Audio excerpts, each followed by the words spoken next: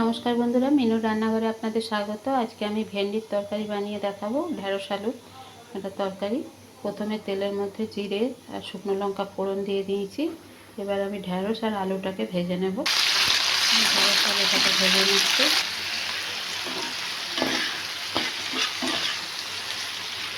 নুন হলুদ দিয়ে আমি একটু লাল করে ভেজে নেব। তো ভাজা হলে তারপর আমি যে মশলাগুলো দিচ্ছি সেগুলো আপনাকে দেখাচ্ছি। ঢেঁড়স আলুটা আমি নিরামিষ যেহেতু করবো, আজকে শনিবার, তার জন্য আজকে আমি পেঁয়াজ রসুন কিছু নিয়ে নিই, আদা, কাঁচা লঙ্কা আর টমেটো, এটাকে আমি পেস্ট করে নেব। এদিকে আমার ভেন্ডিটাও ভালো করে একটু ভাজা হয়ে গেছে।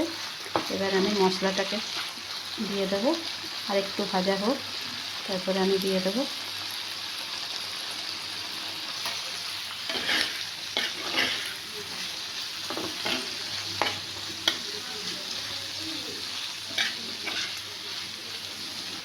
মশলাটাকে দিয়ে দিয়েছি।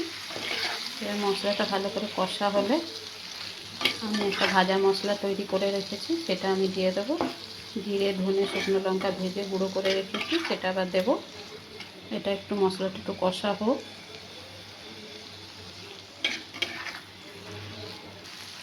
ভাজা মশলাটা দিয়ে নিয়েছি। এবার আমি একটু দই ফেটিয়ে রেখেছি, একটু দই দিয়ে দেবো।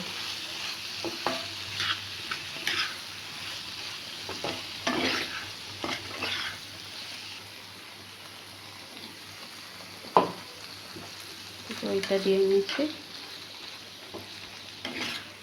দইটা দিয়ে আর একটু ভালো করে একটু ভাজা ভাজা হলে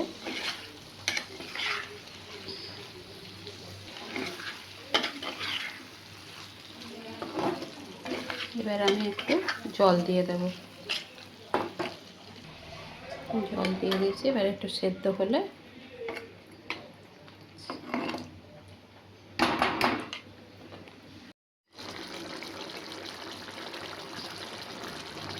আলু সেদ্ধ হয়নি। আলুটা সেদ্ধ হলে আর জলটা একটু শুকনো হয়ে আসলে তারপরে আমি দেখাচ্ছি।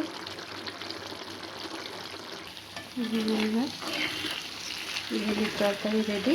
এবার আমি একটু অল্প করে ঘি আর ধনে পাতা দিয়ে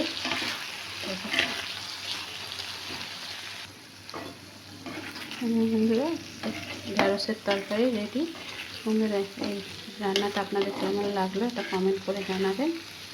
এইভাবে আপনারা একবার করে দেখতে পারেন, খুবই ভালো হয়। নিরামিষ দিনে এরকম ঢেঁড়স আলুর তরকারি করে নিতে পারলে ডাল দিয়ে ভালোই খাওয়া হয়ে যায়। কিন্তু আজকে এই রান্নাটা আপনাদের কেমন লাগলো একটু কমেন্ট করে জানাবেন। আর একটা লাইক শেয়ার ফলো সাবস্ক্রাইব করে পাশে থাকার অনুরোধ রইল। ধন্যবাদ।